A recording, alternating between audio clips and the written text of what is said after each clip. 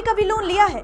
अगर हाँ तो ठीक, और नहीं लिया तो भी ठीक। लेकिन ममता बनर्जी ने तो लोन लिया है, मतलब उनकी कंसल्टेंट कंपनी ने लोन लिया है, लाखों का नहीं करोड़ों का। लेकिन ममता दीदी ने लोन किससे लिया, ये बड़ा सवाल है, क्योंकि हम लोन या तो बैंक से लेते हैं या किसी ऐसी कंपनी से जो लोन देती हो। बीते 8 जनवरी को आईपैक पर छापा पड़ा, ये तो आपको पता है। लेकिन मैं आपको जो बताने जा रही हूँ वो बात जो आपको नहीं पता है। एक ऐसा राज खुला है, एक ऐसा भंडाफोड़ हुआ है ममता बनर्जी का कि आप सुनेंगे तो सर पकड़ लेंगे, चकरा जाएंगे, हैरान हो जाएंगे। क्योंकि लोन किससे लिया गया, इस सवाल का जवाब तो ममता दीदी के पास ही है, फिलहाल मेरे पास भी है। क्योंकि जिस कंपनी से आईपैक ने लोन लिया वो तो 0 सन्नाटा है।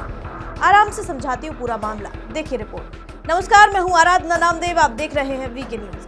ईडी ने 8 जनवरी को कोलकाता स्थित इंडियन पॉलिटिकल एक्शन कमेटी यानी आईपैक के दफ्तर और निदेशक प्रतीक जैन के आवास पर छापेमारी की थी।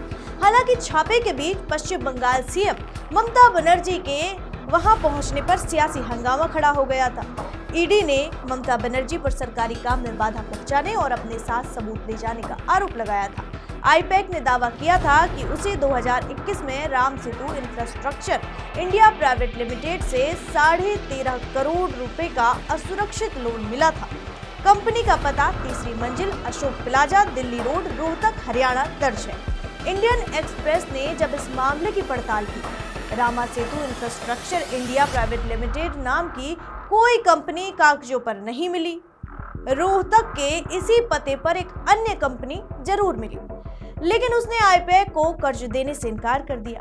इंडियन एक्सप्रेस की एक रिपोर्ट के मुताबिक कंपनी रजिस्ट्रार आरओसी दस्तावेजों के मुताबिक 13 अप्रैल 2015 को पटना में आईपैक का गठन हुआ। 7 साल बाद फरवरी 2022 में कंपनी ने अपना पंजीकृत कार्यालय कोलकाता में ट्रांसफर कर लिया और 17 दिसंबर 2021 को आईपैक ने अपने दस्तावेज में बताया कि रोहतक की कंपनी से उसे 2021 में 13.5 करोड़ रुपए का लोन मिला। 27 जून 2025 को एक अन्य जानकारी में आईपैक ने बताया कि उसने 2024-25 में 1 करोड़ रुपए चुका दिया। अब 12.5 करोड़ रुपए का ऋण बकाया है। आईपैक ने अपने दस्तावेजों में रोहतक स्थित कंपनी का नाम रामा सेतु इंफ्रास्ट्रक्चर इंडिया प्राइवेट लिमिटेड बताया। एक्सप्रेस की जांच में मौके पर कोई कंपनी नहीं मिली। यह भी बताया कि आरओसी रिकॉर्ड में कभी रामा सेतु इंफ्रास्ट्रक्चर इंडिया प्राइवेट लिमिटेड नाम की कोई कंपनी अस्तित्व में नहीं थी।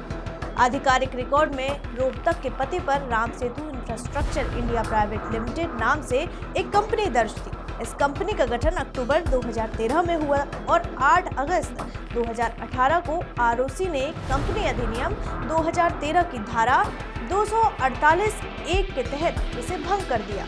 मतलब आईपैक को लोन मिलने से 3 साल पहले ये कंपनी बंद हो गई थी। अखबार से बातचीत में कंपनी ने 6 शेयर धारकों ने आईपैक को किसी भी तरह का लोन देने से इनकार किया। इस संबंध में अखबार ने आईपैक के निदेशक और चार्टर्ड अकाउंटेंट से ऋणदाता और कर्ज के सोर्स के बारे में जानकारी मांगी।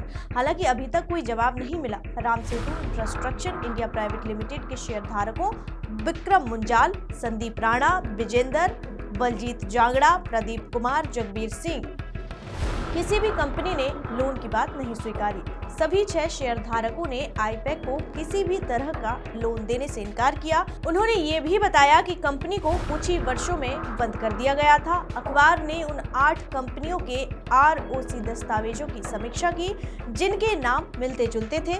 हालांकि किसी ने भी 2021 और उसके बाद 13.5 करोड़ के लेन देन का जिक्र अपने दस्तावेजों में नहीं किया। इस खबर को सुनकर आप समझ गए होंगे कि ममता बनर्जी अब किस भंवर में फंस चुकी है। आपको ये जानकारी कैसी लगी हमें कमेंट बॉक्स में जरूर बताइए और ऐसी ही खबरों के लिए देखते रहिए वीके न्यूज। मुझे दीजिए इजाजत, शुक्रिया।